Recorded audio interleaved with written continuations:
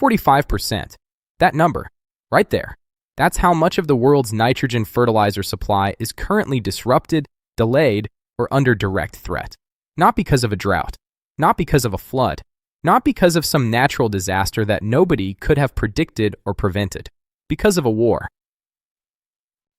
And because of that number, right now, in the spring of 2026, the world is standing at the edge of something that four completely separate prophetic traditions warned about.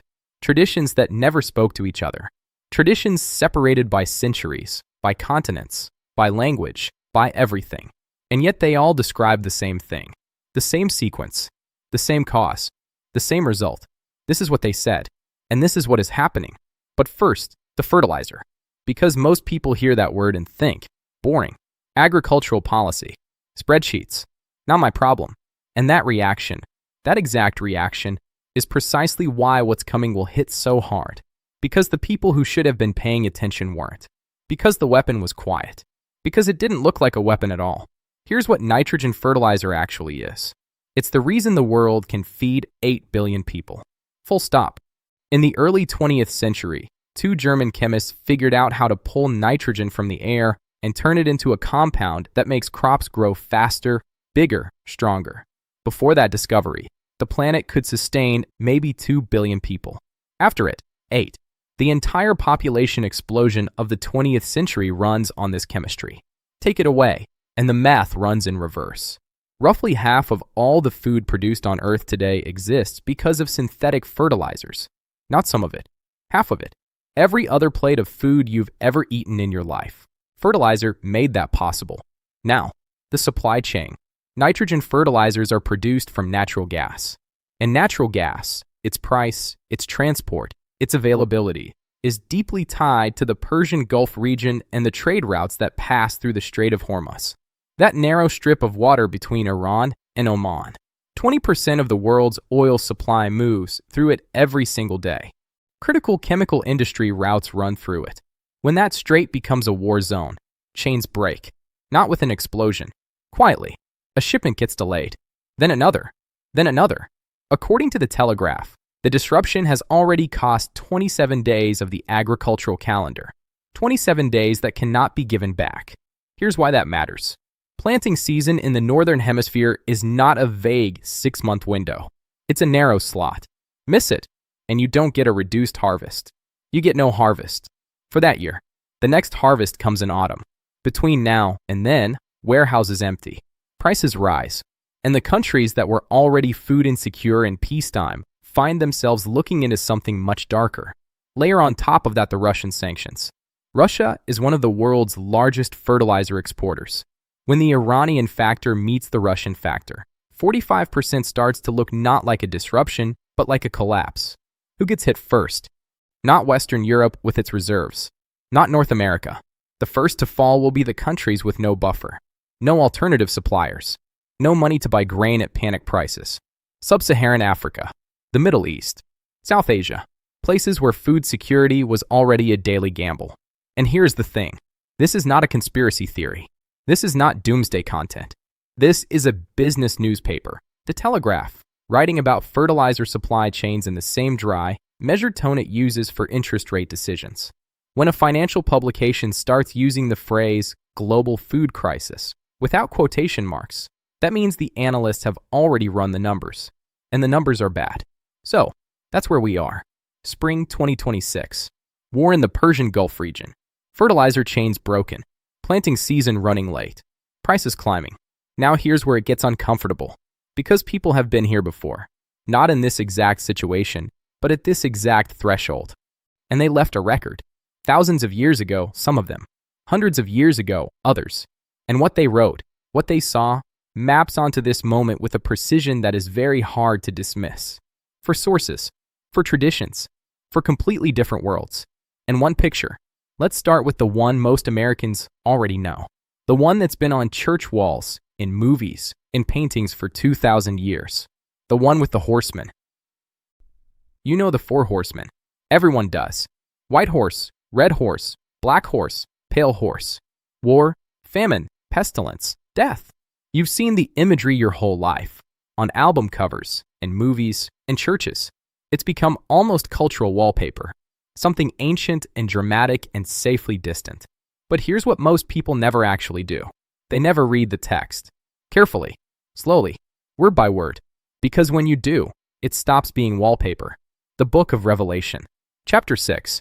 The Apostle John, writing on the Greek island of Patmos, somewhere around 90 AD. He's not writing a novel. He's not writing poetry. He's transcribing a vision. A sequence of images shown to him, one after another, like frames of a film about the end of human history. The Lamb, Christ, opens 7 seals. Each seal releases something into the world. The first 4 seals release the 4 horsemen. And the critical thing to understand, this is not a random sequence. This is a chain. Each horseman causes the next one. You cannot get to the 4th without going through the first 3. First horseman, white horse, a conqueror with a bow and a crown. Conquest, expansion, the seizure of power. Second horseman, red horse. He is given power to take peace from the earth, and that people should kill one another. War, open, bloody war already in progress. Third horseman, here, John writes, I looked, and behold, a black horse, and its rider had a pair of scales in his hand. Black horse, rider with scales. 20 centuries of biblical scholarship are unanimous on what this means. Black is the color of mourning and deprivation. The black horse is the symbol of human need, and that need expresses itself first and most immediately as the absence of food. The rider doesn't carry a sword. He doesn't carry fire. He carries scales, because when food is scarce, you weigh it. Every gram counts. Nothing is wasted. Nothing is extra. Then John hears a voice, not from another human, from the throne itself.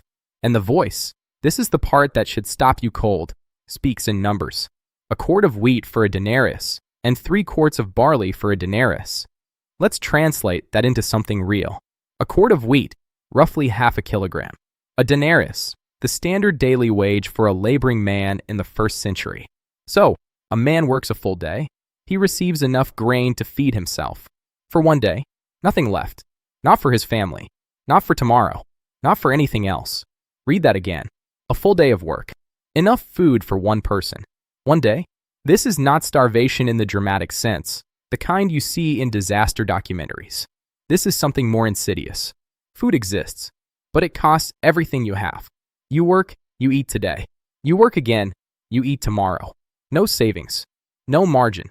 No future. Just the daily grind of survival with nothing left over. This is exactly the food inflation dynamic playing out right now in import-dependent countries. In Yemen, in Lebanon, in Sudan. A significant portion of a day's wages, just for bread. If fertilizer supplies collapse further, that ratio spreads to dozens of countries, to hundreds of millions of people who currently consider themselves insulated from this kind of crisis. But the voice adds one more detail that most people skip over. Do not harm the oil and the wine. Don't touch the luxury goods. 2,000 years of interpretation debate what this means exactly. Some say, the rich keep their comforts while the poor starve. Others say, it marks the limit. The famine will be terrible, but not total, a threshold not of extinction. But in either reading, the implication is clear. This is not the end. This is a test, a reckoning, a door that has to be walked through. Now the 4th horseman. Because the sequence doesn't stop at famine. I looked, and behold, a pale horse. And its rider's name was Death, and Hades followed him. And they were given authority over 1/4 of the earth, to kill with sword, and with famine, and with pestilence, and with the beasts of the earth. Notice, famine appears again. It started with the 3rd horseman, and it keeps killing under the 4th. These are not 2 separate events. This is an escalating wave. War creates famine. Famine creates disease. Disease and famine together produce death at a scale John describes as 1/4 of the earth. 1/4 of the earth. Today that is 2 billion people. And then there are the words of Christ himself, recorded in Matthew chapter 24. The disciples ask, what will be the sign of the end? And Christ gives them a list. Wars, rumors of wars, nation rising against nation, and there will be famines in various places. Not one great famine covering the whole planet at once. Famines, plural, in various places, spreading, uneven, hitting one country, then the next, then the next. That is precisely the scenario playing out with the fertilizer disruption. not a simultaneous global strike. A slow, uneven contraction. First the most vulnerable, then the next tier, then prices climb everywhere. 2,000 years ago, a man on a Greek island wrote this down. He described the scales. He described the price of bread. He described the sequence: war, then famine, then death, and he described it as a chain, not a coincidence. Now, 500 years after John wrote the book of Revelation, on the other side of the world, in a completely different civilization, writing in a completely different language, another man described the same chain, and he named the location. He named Persia. Southern France. A physician named Michel de Nostradame publishes a book. He calls it Les Prophecies, the Prophecies. Nearly 1,000 four-line poems, quatrains, written in a deliberately obscure language. Old French mixed with Latin, Greek, Provençal dialect. Images drawn from ancient geography, biblical texts, astrological tables. Nostradamus explained the obscurity himself. He was afraid, not of the Inquisition, with whom he had perfectly cordial relations, but of something else. He believed that if he wrote plainly, people would either disbelieve him or panic. So he encrypted ancient place names instead of modern ones, symbols instead of statements, layers of meaning that could only be unpacked with the right keys. For 5 centuries, critics have used this against him. The quatrains are too vague, they say, too ambiguous. You can read anything into them after the fact, and that criticism is fair. Nostradamus is not a mathematical proof. His texts admit multiple interpretations. But then there are quatrains like this one. Century 1, Quatrain 70, written in 1555. Rain, famine, and war will not cease in Persia. Persia, that is Iran, the country at the center of the conflict that has disrupted fertilizer supplies to half the world. The man who wrote those words died in 1566. He never heard the word fertilizers in any modern sense. He had no concept of nitrogen cycles in agriculture. He knew nothing about the Strait of Hormuz or global supply chains. And he wrote, "In Persia, rain, famine, and war will not cease." All three, together, inseparable. Today we have all three. The war ongoing, the famine approaching, the rain withheld, in the sense that the fertilizers that function as artificial rain for modern agriculture are not arriving. But that's not the quatrain that should keep you up at night. Century 2, Quatrain 96. A burning torch will be seen in the sky at night, near the end and beginning of the Rhone. Famine, steel, the relief provided too late. Persia turns to invade Macedonia. Break this down, line by line. A burning torch will be seen in the sky at night. Put yourself in the mind of a 16th century physician. You have no word for missile, no concept of cruise missile, ballistic trajectory, hypersonic weapon. You see in your vision an object traveling through the night sky, leaving a trail of fire. How do you describe it? Exactly like that. A burning torch seen in the sky at night. That is exactly what the strikes on Tehran looked like in the opening weeks of the conflict. Streaks of fire across the night sky, filmed on phones, uploaded to the internet. A 16th century physician describing a 21st century missile strike. Famine, steel, the relief provided too late. 3 concepts that describe the current situation with more precision than most news articles. Steel is the war. Famine is what follows. And the relief provided too late. That is the exact warning being sounded right now by every agricultural analyst on the planet. 27 days of planting calendar are already gone. They cannot be recovered. The crops that weren't planted on time won't yield what they should.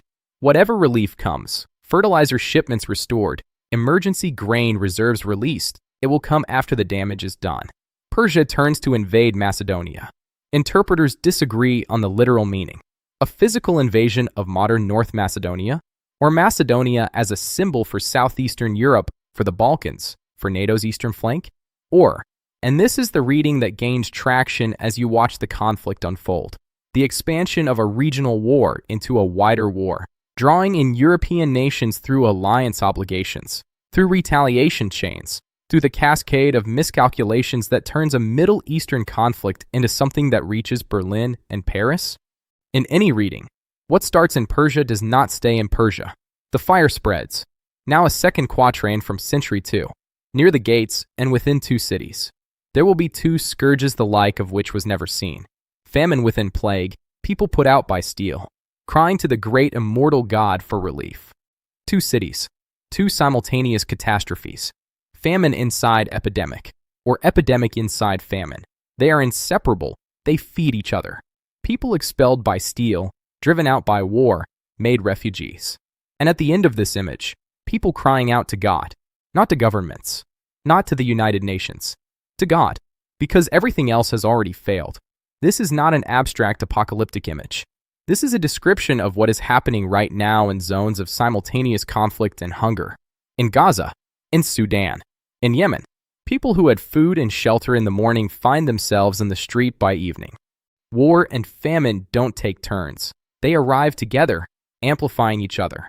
Nostradamus wrote that in 1555, and then there's Century 5, Quatrain 90. In the Cyclades, in Perinthus and Larissa, in Sparta, and throughout the Peloponnese. Very great famine, plagued through false dust. 9 months will it last, and throughout the entire peninsula. Greece. The Balkans. Again, the same region Nostradamus returns to across multiple quatrains. Plague through false dust, an image some interpreters read as chemical or biological contamination. 9 months. Nearly a year of famine and disease covering an entire peninsula.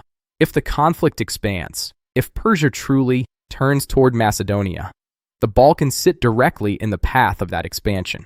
Greece, Bulgaria, the former Yugoslav states, countries that even without war exist in zones of economic fragility. Add a food crisis, add waves of refugees from the Middle East, and the image Nostradamus drew in 1555 stops looking like the fantasy of a medieval astrologer. The critics are right that the quatrains are ambiguous. That's true, and it needs to be said. But here is what is not ambiguous. A man in the 16th century wrote, famine in Persia, war in Persia, fire from the sky over Persia, conflict spreading into Europe, relief arriving too late. And it is all happening, right now. That's one prophetic tradition, one man, one language, 16 centuries after John of Patmos, and describing the same sequence. But there's a third voice, older than Nostradamus by 1,000 years. And it doesn't just describe the famine. It explains why it happens, and it names the specific human failure that causes it. 7th century, the Arabian Peninsula. The prophet Muhammad receives revelations that his followers transcribe and preserve with meticulous care. Some enter the Quran. Others are recorded in the Hadith, collections of his sayings, his warnings, his descriptions of what is to come. And among those descriptions is an entire body of prophecy dedicated to one question. What will the world look like before the hour arrives? In Islamic tradition, this is called Ashrat Azaa, the signs of the hour. Minor signs and major signs.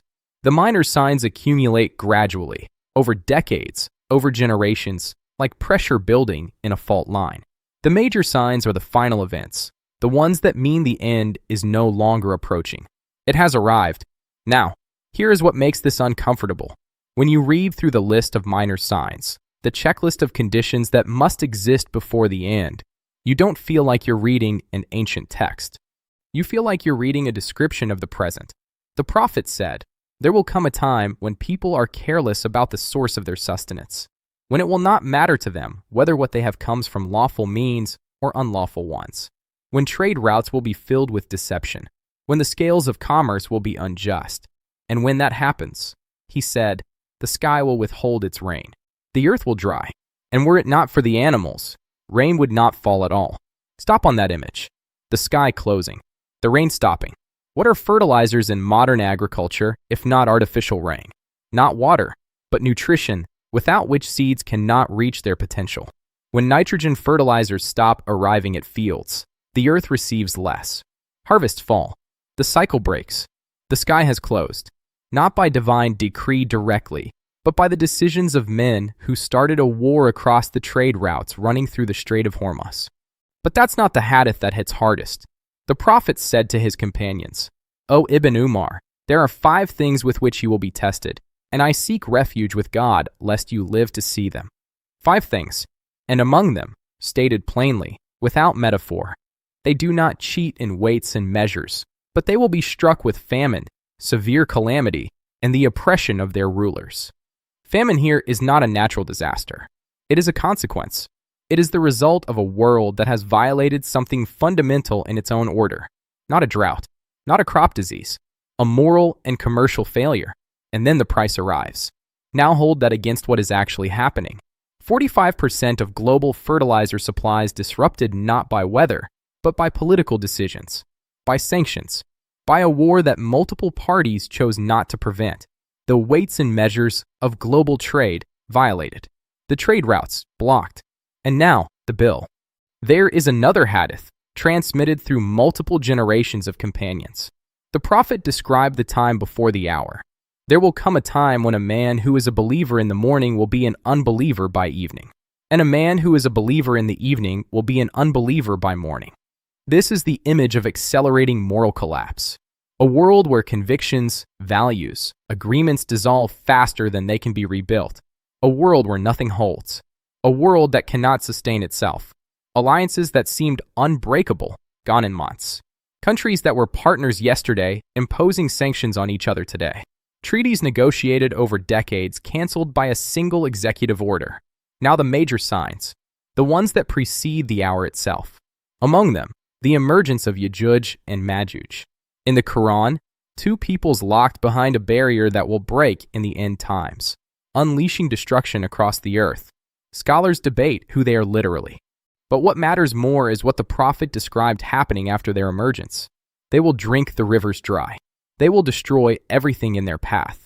And behind them will come a famine so severe that the head of an ox will be worth more than 100 gold coins. The head of an ox, worth more than 100 gold coins. That is the image of food hyperinflation at its absolute extreme. A world in which food has become the most valuable thing in existence. More valuable than metal. More valuable than jewelry. More valuable than everything else combined. We are not there yet, but the direction is clear. And the speed of movement in that direction, that is what should concern you. Here is what unites the Islamic tradition with the biblical one. Both say the same thing. The famine of the last times is not simply a physical shortage of food. It is a diagnosis. It is a mirror reflecting the state of humanity back at itself.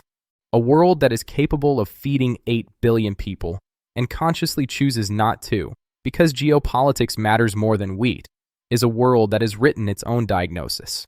And this text was written 1400 years ago by a man in the Arabian desert who never met John of Patmos, who never read Nostradamus, who died 1,000 years before Nostradamus was born. And yet he described the same chain. War, broken trade routes, the sky closing, famine arriving not as accident but as consequence. Free traditions now, free languages, 3 completely separate worlds, all pointing at the same sequence of events, all pointing at the same region. All pointing at the same cause. There is one more. The most recent, the most specific, and for many people, the most unsettling, because she didn't speak in ancient languages or encrypted verses. She spoke plainly, in simple words, with dates. Before we get to what she said, 3 things she got right. Just 3, because these are the ones that are hardest to explain away. The Kursk submarine. The Russian nuclear submarine that sank in the Barents Sea in August 2000. She described it years before it happened, said that Orel will sink and the world would weep over it. Orel, eagle in Russian, was the name of the vessel. 118 men died. The world did weep. September 11th, 2001. She described American brothers falling, attacked by steel birds. Steel birds. If you were trying to describe commercial aircraft weaponized as missiles, in the vocabulary of a rural Bulgarian woman with no education, that is exactly how you would say it. Barack Obama. She said America would have a black president, and that he would be the last truly powerful one. Make of that what you will. These are documented, recorded before the events, not interpreted after. Now, what she said about food. She said harvests would decline.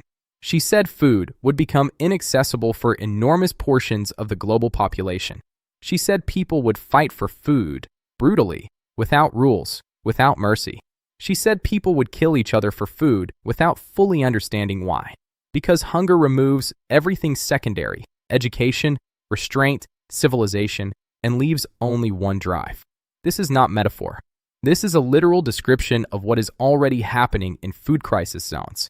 In Yemen, in Sudan, People have already killed for a sack of flour, already died in distribution lines, already fought at humanitarian aid checkpoints. She described this as a global scenario, not a local crisis in one unfortunate country, something that covers the world. But the most specific thing she ever said about food wasn't about war or riots. It was about bees. She said, first the bees will disappear, and then humanity. Bees, small insects that most people never think about. But here is the fact that changes everything. Approximately 1/3 of all food produced by humanity depends on pollination, on bees and other pollinators.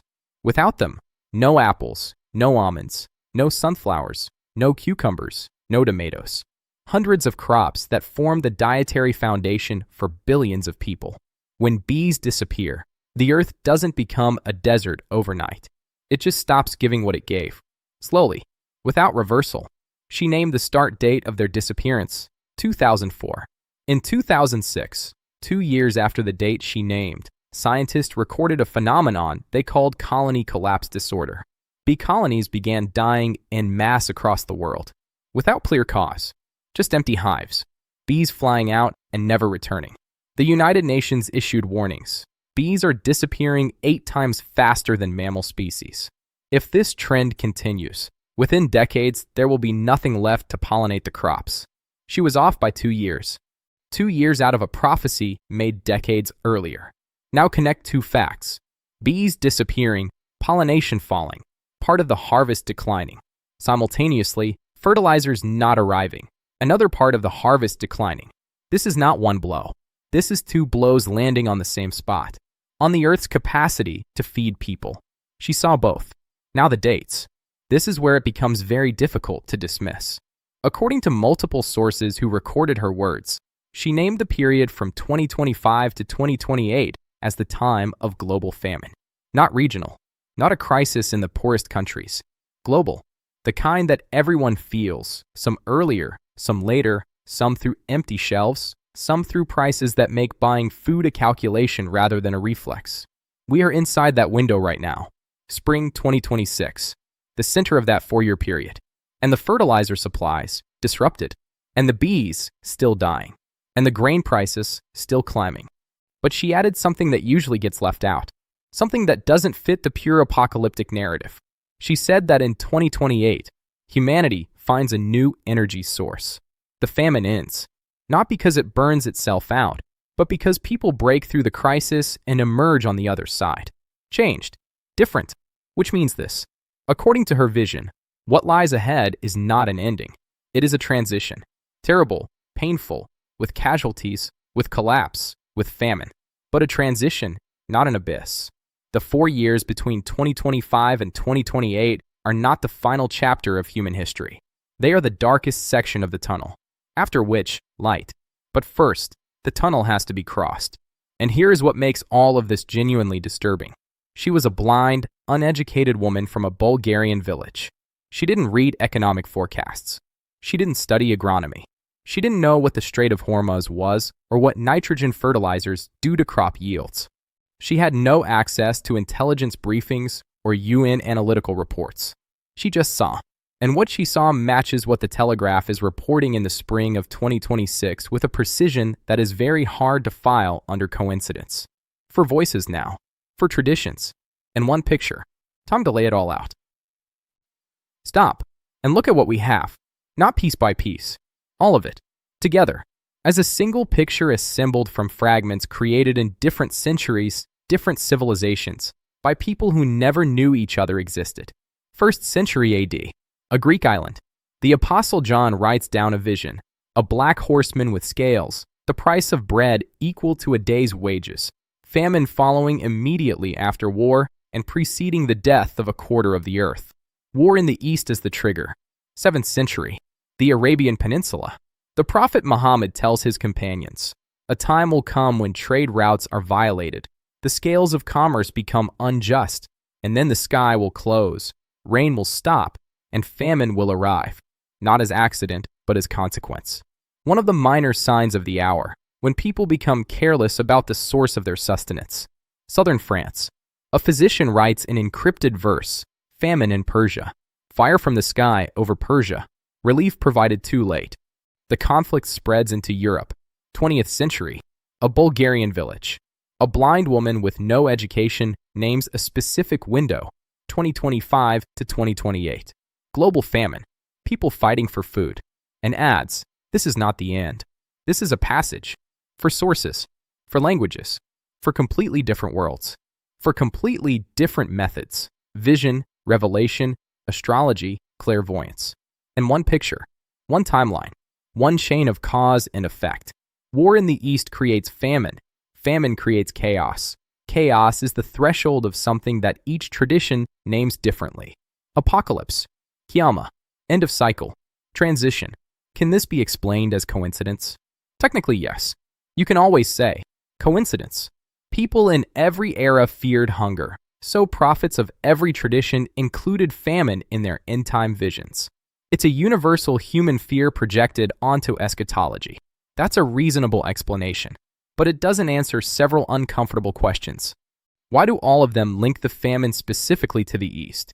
To Persia? To Arabia? To the region we now call the Middle East? John was riding on a Greek island. Why do his horsemen come from the East and not from Rome? Nostradamus lived in France. Why does Persia appear in his quatrains again and again? Why do all of them describe famine not as a natural disaster, drought, crop failure, locust, but as the consequence of human decisions? War, injustice, the violation of trade routes. That is precisely what is causing the current food crisis. Not weather, not disease. Men who blockaded the Strait of Hormuz with their war. Why does the window named by Vanga, 2025 to 2028, coincide with the exact moment when every other factor converged simultaneously? Disrupted fertilizer supplies, dying bee colonies, war in the region that controls global energy flows, sanctions finishing what the war started. We don't have answers to these questions, only the questions themselves. But there is something you can look at right now, without any mysticism, without prophets or seers, just facts. 45% of global nitrogen fertilizer supplies disrupted.